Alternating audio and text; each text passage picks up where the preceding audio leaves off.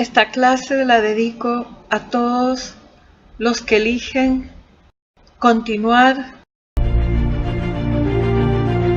manteniendo la esperanza, sabiendo que siempre hay una salida,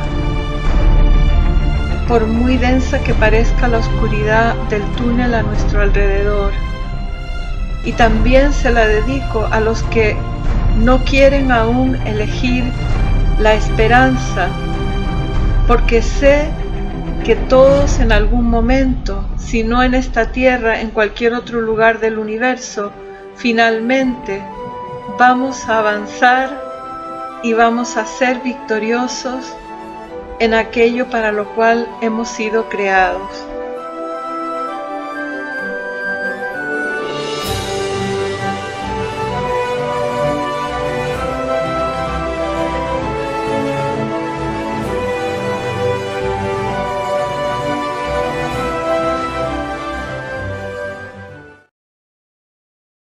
Cuando tenía 20 y pocos años, acudí a una conferencia en la cual algunos escritores y poetas hablaban de su obra, y uno de ellos dijo algo así como que probablemente la poesía no servía para nada.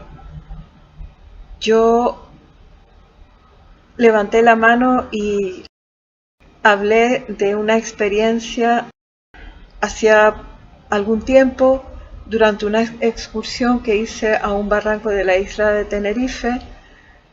Al regresar, alguien me dijo que el camino era subir el barranco y después entrar en una galería que estaba a mano derecha, y al final de esa galería iba a encontrar el pueblo. Y entonces me metí en una galería que no era. Recuerdo que al ir me produjo respeto porque estaba caminando sola en la oscuridad. Bueno, veía la luz al final, pero era un trayecto bastante largo. Pero al regresar, cuando vi que me había equivocado de galería y que el pueblo no estaba allí, pues es mucho más difícil porque ya sabes que estás regresando y que te has perdido, que no has encontrado aquello que estabas buscando. Entonces todo esto evidentemente me produjo incertidumbre y temor, y para vencerlos, para darme fuerza y ánimo y continuar con buen ritmo y con esperanza esa travesía, lo que hice fue empezar a recitar todas las poesías que conseguí recordar en ese momento, que me sabía de memoria. Yo podría no haber tenido ese recurso en mi conciencia. Lo tenía porque desde niña me gustaba mucho la literatura y había elegido poemas bellos de entre los muchos a los cuales había tenido acceso desde pequeña en el colegio y en casa, para aprenderme de memoria los que más me gustaban. Hago este comentario porque es esencial que aprendamos a nutrirnos de belleza, que elijamos conscientemente alimentarnos de música, películas, libros, canciones o lo que quiera que sea nuestro alimento preferido, porque no tiene por qué ser el mismo para todos. Pero lo que sí que es importante es que elijamos aquello que es constructivo y que conscientemente protejamos nuestra conciencia de todo aquello que no lo es. Desde luego que esto, en primer lugar, incluye nuestra propia forma de expresarnos. La belleza que nos hace bien, en primer lugar, es la que nosotros mismos conscientemente podemos elegir crear según aquello de lo que hablamos, cómo lo expresamos y también qué conversaciones elegimos tener o en cuáles elegimos participar y qué lugares frecuentamos, etc. Bastantes años más tarde volví a estar dentro de un túnel oscuro pero en este caso no era físico, sino era emocional y mental. Lo que yo no sabía en aquel entonces es que ese túnel lo había creado yo misma, por aceptar formas de pensamiento de la conciencia de las masas que no favorecían en nada el que yo pudiera ver mis circunstancias de una manera positiva, y por haber estado no solo nutriéndome de ese tipo de percepciones nada constructivas, sino además habiendo ya entrado en el proceso de yo misma crear ese tipo de sentimientos y pensamientos que no nos ayudan a vibrar de una forma positiva.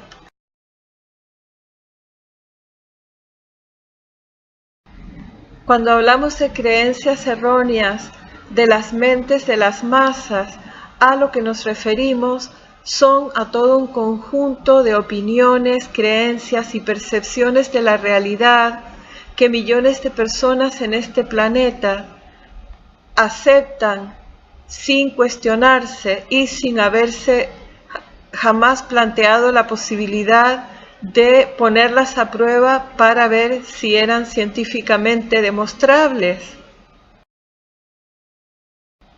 Una de estas creencias erróneas es la de que la felicidad es un estado pasajero que viene y se va y que está relacionado con las circunstancias externas.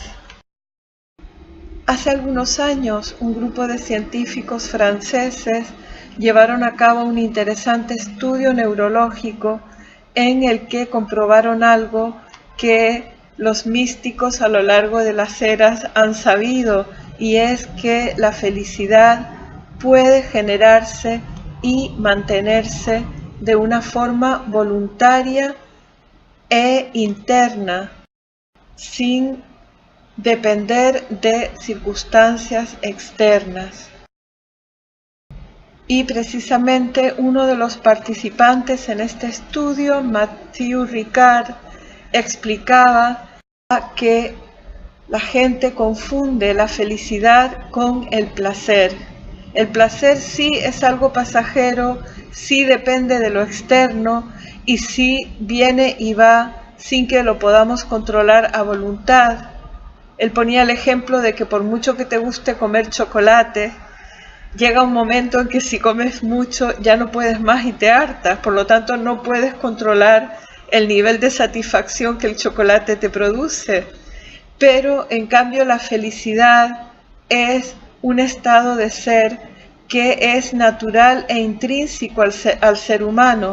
Hacernos conscientes de esta diferencia abismal entre lo que es la felicidad y lo que es el placer tiene una tremenda importancia. ¿Por qué?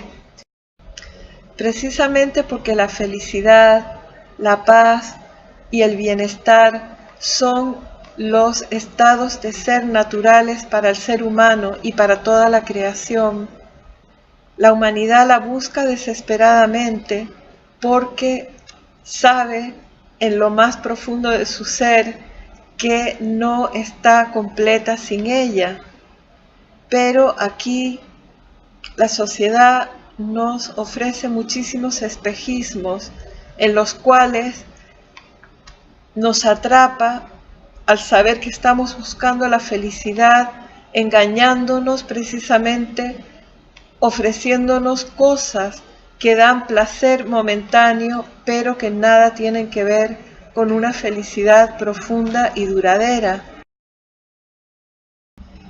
Así que para poder no solo salir de estados depresivos, sino para no tener jamás que volver a recaer en ellos, vamos a necesitar tener la valentía y la seriedad de examinar profundamente nuestras creencias y qué es lo que estamos asumiendo de lo externo sin haberlo cuestionado. Creencias como, por ejemplo, que necesitamos a el hombre o la mujer de nuestra vida, entre comillas, para sentirnos felices y realizados y completos. Creencias, por ejemplo, como la de relacionar un empleo bien considerado a nivel social o una remuneración alta con el ser más feliz, lo cual también está demostrado que no es real. Una sociedad que quiere vendernos cosas, lo que nos está queriendo hacer creer es que tener es el verbo que trae la felicidad. Y ya dijo Erich Fromm en su día que la felicidad hay que buscarla en el verbo ser, no en el verbo tener.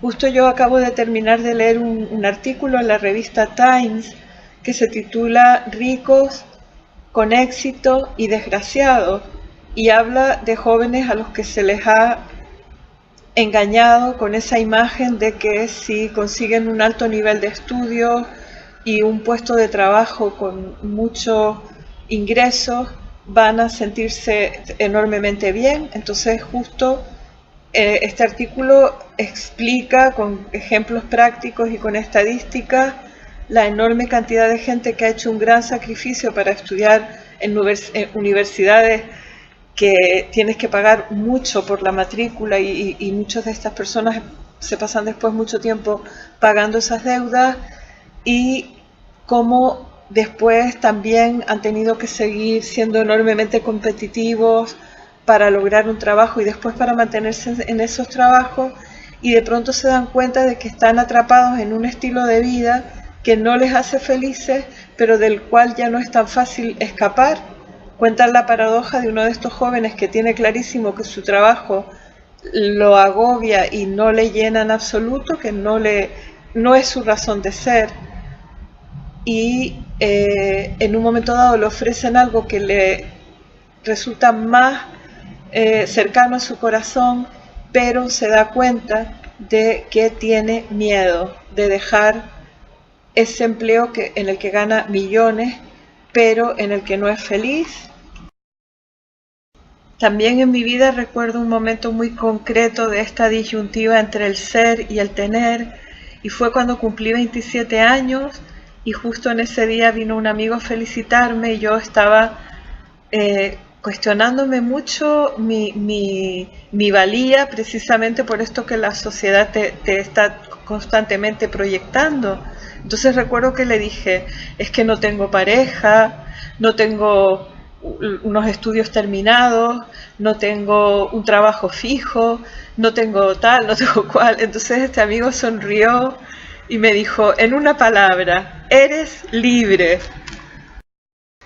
La clave de la felicidad es descubrir cuál es tu razón de ser, cuál es tu propósito, para qué has sido creado, y cuando lo sabes, ir a por ello con todo tu corazón.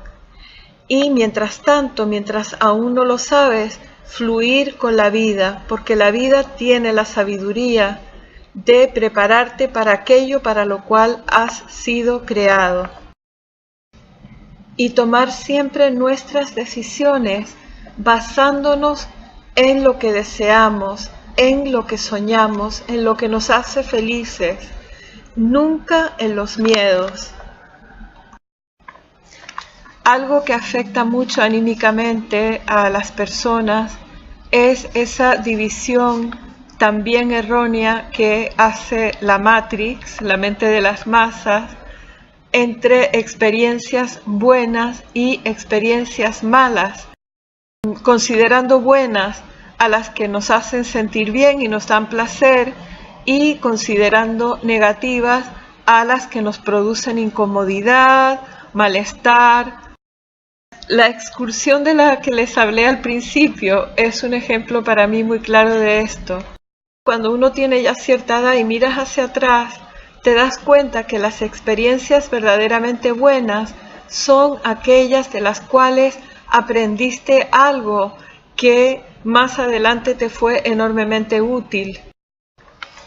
En aquella ocasión a mí lo que de verdad me apetecía era pasar algunos días sola en la naturaleza, pero esta idea me producía temor y entonces le propuse a un amigo de mi hermano, que era más o menos de mi edad, que si quería venir conmigo, pero no le expliqué que a mí lo que de verdad me apetecía era estar sola.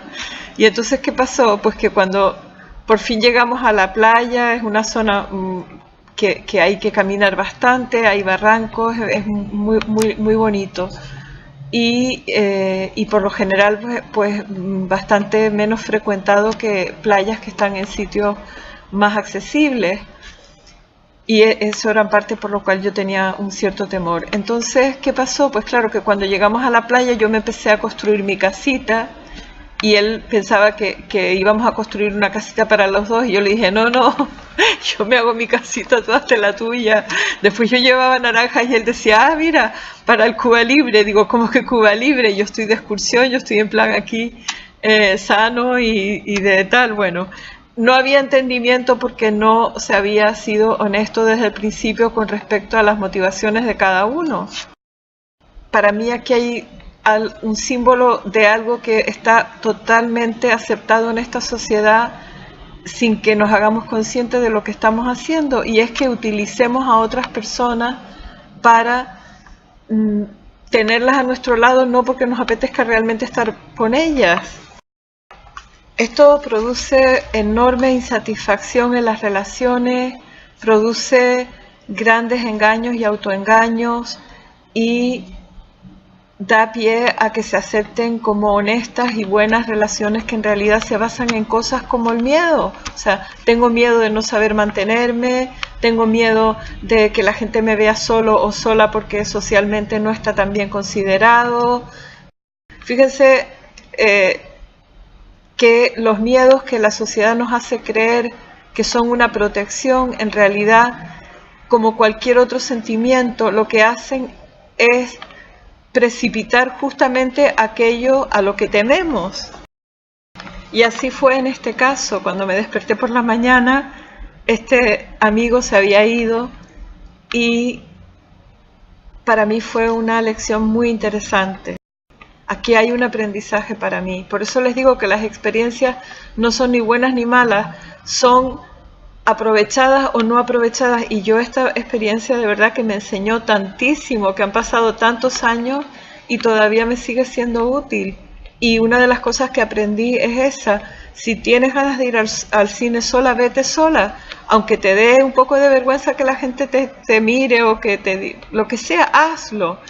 Si te apetece ir de excursión sola y tienes que hacer frente a todos tus miedos, pues hazlo, porque la vida te está preparando para cosas que vendrán después, y en mi caso así ha sido. Y los miedos no son, como alguien ha dicho por ahí, para abrazarlos. Todo lo contrario, la sustancia del miedo nos ha explicado que es gris, pegajosa y apesta. Por lo tanto, no es recomendable abrazar algo con estas características. Los miedos son para despedirlos y para decirles: tú no tienes poder. Si yo quiero ir de excursión, yo voy a ir de excursión y voy a estar protegida. Porque eso sí les digo, si lo que uno hace es un impulso de tu inteligencia superior que te está regalando una experiencia valiosísima para ti, entonces puedes estar segura de que tú vas a estar protegida. Y yo lo estuve, porque de verdad que oportunidades de peligro, como dicen en el fútbol, en esa excursión no me faltaron, pero mi inteligencia superior me estaba haciendo un regalo, una oportunidad de aprender cosas muy útiles.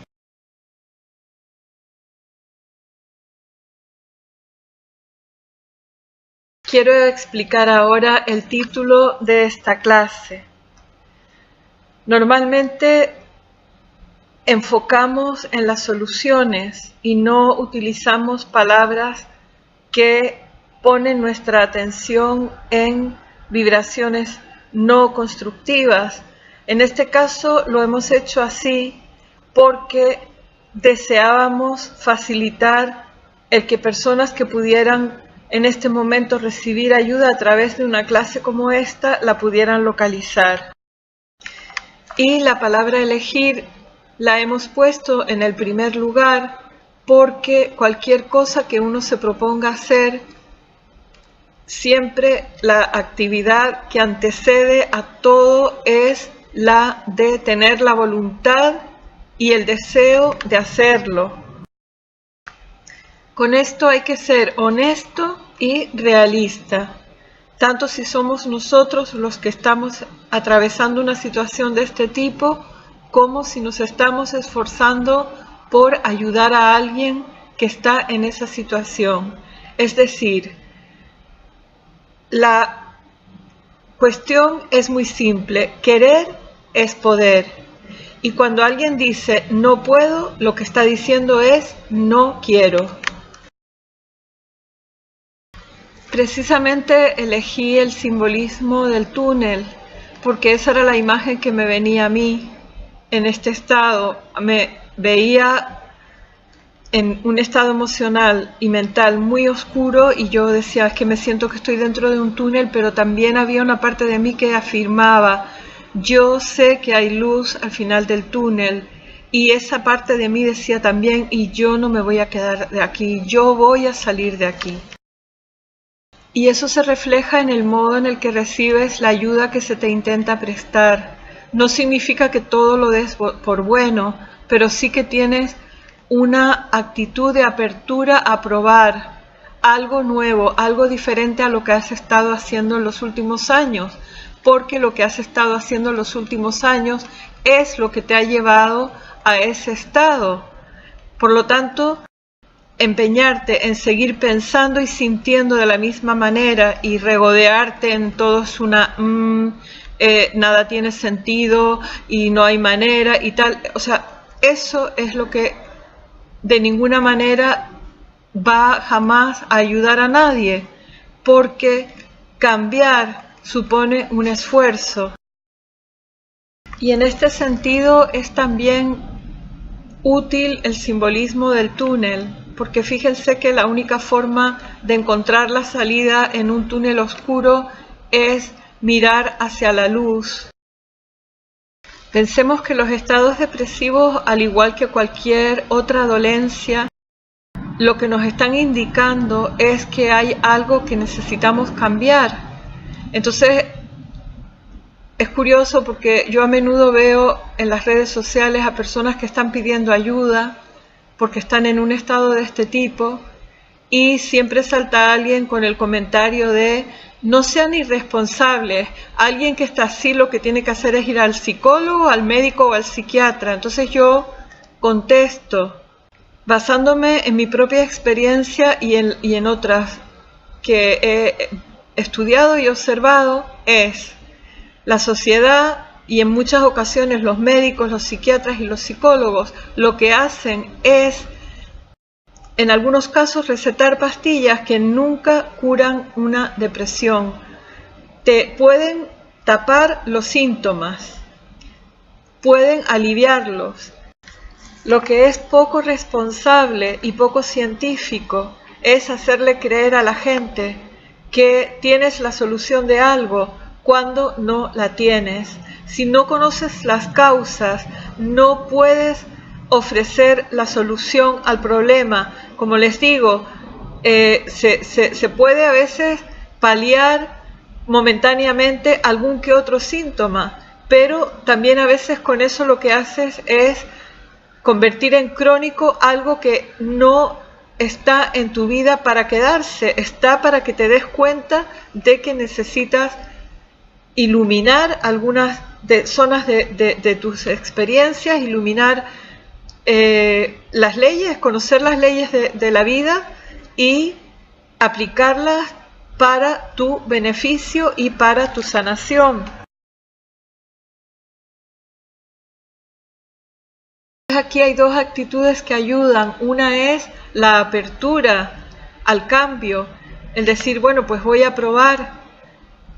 Y la otra es asumir la responsabilidad, decir, voy a probar, pero esto no significa que me creo todo lo que me dicen, ni que continúo haciendo algo que he probado y que no me ha funcionado. Es decir, les pongo el ejemplo, yo fui al psicólogo yo recibí medicación, me recetaron pastillas, las empecé a tomar, estaba desesperada, digo, algo tengo que hacer, y yo vi que aquello no solamente no me aliviaba, sino que me ponía en un estado donde yo ya ni siquiera podía controlar cómo me sentía, porque me dejaban en un estado zombie en el cual yo veía mucha gente, por cierto, cuando iba a la consulta, y yo le decía a mi médico, pero es que yo veo que esta persona que lleva tantos años con esta medicación, yo la veo por la calle y parece una zombie, y él me decía, no es la medicación, digo, pues es que a mí la medicación me hace sentir así.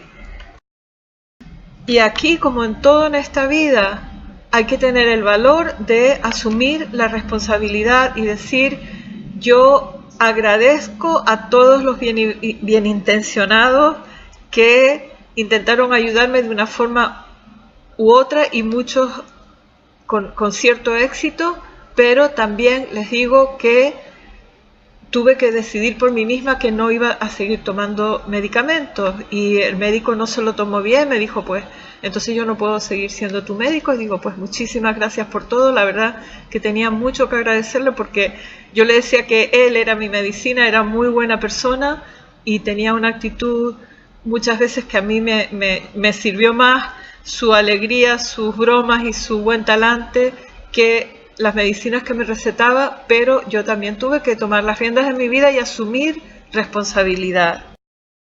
Creo que la actitud científica se basa en eso, comprobar las cosas. Si funcionan, estupendo. Si no funcionan, ¿por qué darlas por buenas? En mi caso, lo que me dio la clave de lo que me estaba ocurriendo y lo que me dio la clave para que no me volviera a ocurrir más fue la luz, la iluminación.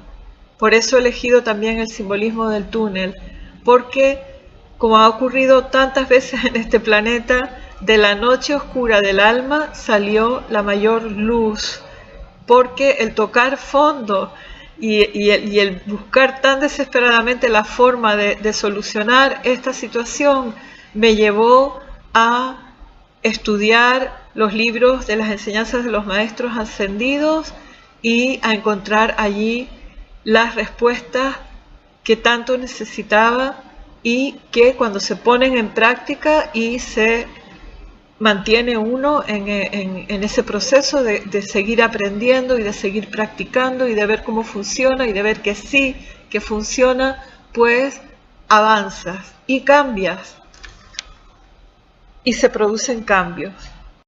Y llegamos a otra parte del título de esta clase, que se refiere a ese temor que se experimenta por parte de los seres queridos que tienen a alguien en una situación de este tipo, y a veces, por supuesto, también el temor que siente la persona que se encuentra en esa situación de llegar a tomar una decisión como es la de suicidarse. El temor a que ocurra algo así es lo que hace también que muchas personas elijan presionar tanto con el tema de el que te va a solucionar esto solamente puede ser un médico o un psicólogo o un psiquiatra, que no hay una garantía de que esto sea una protección infalible para que una persona no tome una decisión de este tipo. O sea, lo que quiero decir es que se sabe que hay personas que, estando bajo supervisión médica o psiquiátrica, han decidido hacer esto y lo han hecho. Entonces, si amamos los hechos científicos, si amamos la ciencia, hay que amar la verdad y hay que ser honestos en nuestra búsqueda de la verdad, y no podemos permitir que por miedo estemos diciendo cosas que no podemos avalar con hechos. Las ideas suicidas son también un motivo poderoso para que estudiemos en profundidad las leyes de la vida, porque conociéndolas sabríamos que ese alivio que tan desesperadamente se busca a veces cuando se toma una decisión así, ahí nunca lo vas a encontrar, sino justamente todo lo contrario de lo que estás necesitando. Voy a tratar de explicar esto brevemente. Los seres humanos somos seres complejos, no somos únicamente un cuerpo físico. Si el cuerpo físico fuera el problema, cuando acabas con el cuerpo físico se acabó el problema, pero somos seres también mentales, emocionales, espirituales, es decir, somos seres que estamos operando simultáneamente en 7 vehículos, uno por cada plano de existencia.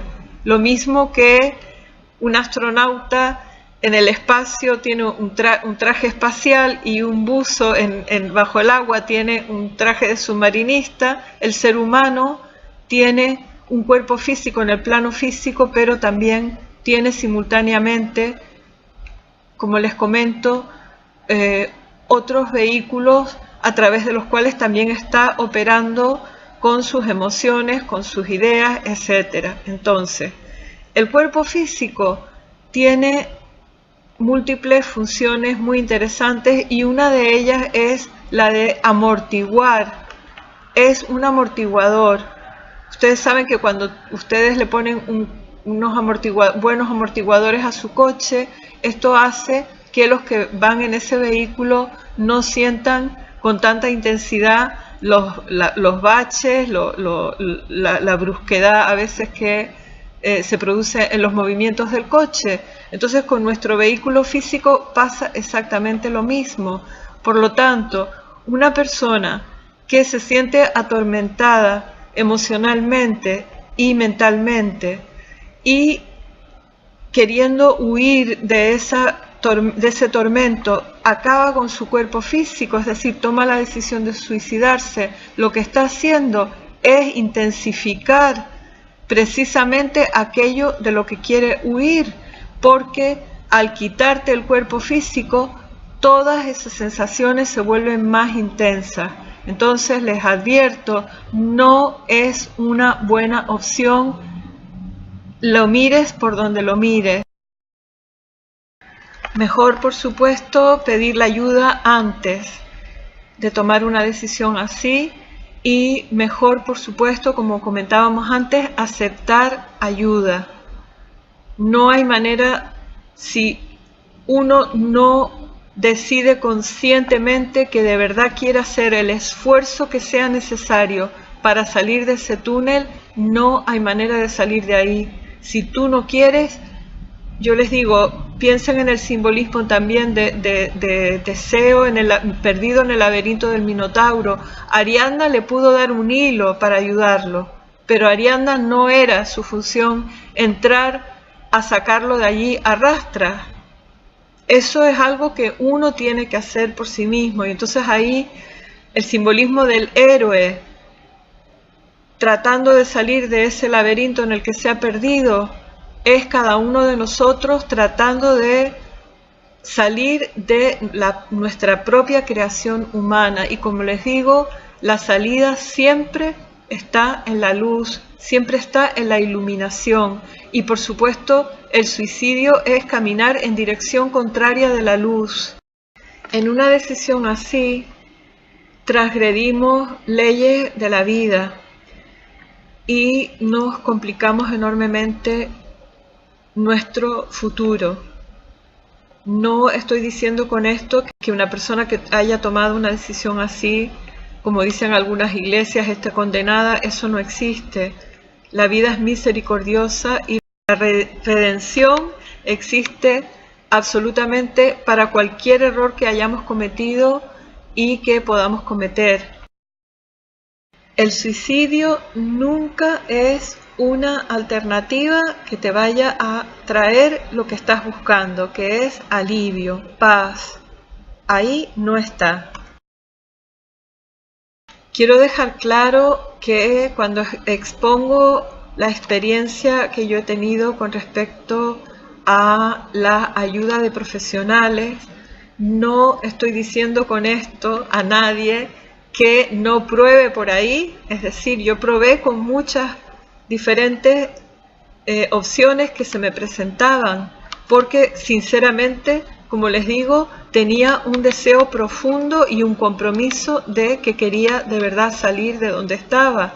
Entonces, sí que hay que estar con una apertura de corazón a lo que la vida te envíe, que a veces va a venir en forma de una amiga, a veces va a venir en forma de un buen profesional que sí tiene buenas herramientas con las que te puede ayudar, o incluso a veces puede que encuentres temporalmente un cierto alivio en una medicación que a lo mejor te permite durante algún tiempo aguantar hasta que te veas con más fuerza como para hacer algo más definitivo. Es decir, esto es un camino individual y lo que sí que les digo es, la decisión tienes que tomarla tú, tiene que ser del individuo que está en esa situación, de otra forma no hay manera de que nadie te pueda ayudar si tú no quieres, y también la responsabilidad debe asumirse, y ahí es donde hay una enorme resistencia por parte del ser humano a aceptar que él mismo es el hacedor de su destino. Es una de las cosas que más frenan a la humanidad, es que le encanta echarle la culpa a todo lo externo. Fíjense, por ejemplo, el psicoanálisis, que los maestros ascendidos han explicado que es enormemente erróneo en todos sus planteamientos, hasta el punto de que Freud es uno de los que al desencarnar fue a la empalizada, que es ese estado de conciencia donde iban individuos que habían causado un tremendo daño a la humanidad con sus acciones o con estar difundiendo ideas erróneas que han confundido a muchísimos que han venido después. Entonces, esa tendencia a buscar las culpas en nuestros padres, en la sociedad, en esto, en lo otro. Entonces, señores, las circunstancias están allá afuera y sabemos que hemos creado un mundo donde hay enormes distorsiones, tal y como hemos estado intentando explicar en esta clase, pero que son creación del ser humano, no son verdaderamente el plan de la creación. Pero una vez que eso está ahí, cada uno de nosotros tenemos que asumir la responsabilidad de cómo nos posicionamos ante eso, de no contribuir a ese caos y a esa distorsión y a esa discordia de ninguna manera, y a no permitir que eso nos afecte hasta el punto en que no podamos elegir por nosotros mismos por dónde queremos caminar.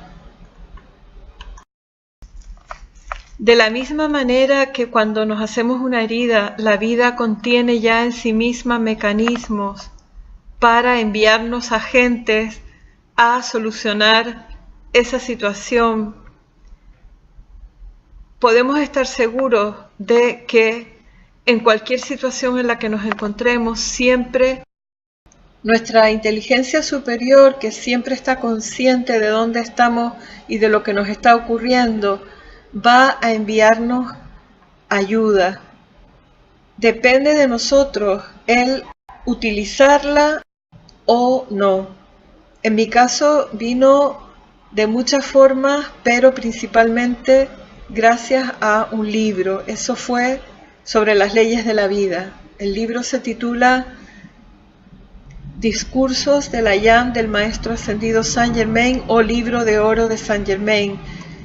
En otros casos, ya les digo, a veces te viene un cierto alivio por una amiga, por un profesional, por un familiar o una canción. Hay gente, hace poco leía un testimonio en YouTube de una persona que decía que en una época de su vida en que estaba también incluso pensando en el suicidio y que estaba pasando una noche oscura del alma, pues una canción que se titula precisamente I Am Light, Yo Soy Luz, fue la que en este caso le dio el impulso para caminar hacia la luz y salir de ahí.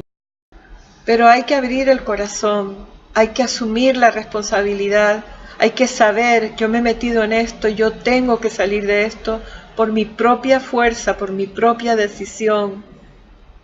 Y si todo lo que se nos ofrece lo recibimos como si fuéramos una pared donde todo rebota, entonces de verdad que les digo que habrá que esperar por otra oportunidad. Precisamente porque la humanidad y el mundo que hemos creado entre todos están en el estado en que están, hay un gran potencial para el cambio en estos estados que, como les digo, son la alarma mediante la cual nuestro ser nos está diciendo hay algo que tienes que cambiar. Entonces, en ese sentido, es más peligroso, así lo explica la ley espiritual, el estar en un estado de conformismo y de pasividad ante un mundo que evidentemente está lleno de cosas que hay que mejorar, y nosotros como parte de ese mundo también tenemos enorme espacio para la mejora. Pues ya les digo, aunque a veces los que han atravesado por todas esas convulsiones y esas revoluciones internas y esos altibajos quizás se ven a sí mismos de una forma más desfavorable que esos individuos que parece que todo les va bien y que siempre están satisfechos y conformes con todo. Como decía una amiga mía, yo no tengo conflictos. Entonces eso es un estado peligroso. No tener conflictos en un mundo que está lleno de conflictos supone una gran pasividad, y se nos ha explicado desde el punto de vista de la ley espiritual que ese es en realidad el estado más triste e infeliz en el que puede estar un individuo. O sea, cuando dice aquí, yo no me doy cuenta de que sea posible, deseable ni practicable ninguna mejora ni ningún desenvolvimiento. Entonces tú dices, hermano, ahí sí que te dormiste, pero bien profundo. Si desean profundizar en estas leyes de la vida a las que nos hemos estado refiriendo durante esta clase, les invitamos a visitar este canal y a solicitar enlaces a otros canales que tenemos escribiéndonos a metafísicavidalibre@gmail.com, donde también, si desean hacernos preguntas o comentarios referentes a este u otros temas relacionados, estaremos felices de contestar dentro de la medida de nuestro conocimiento y capacidad actuales.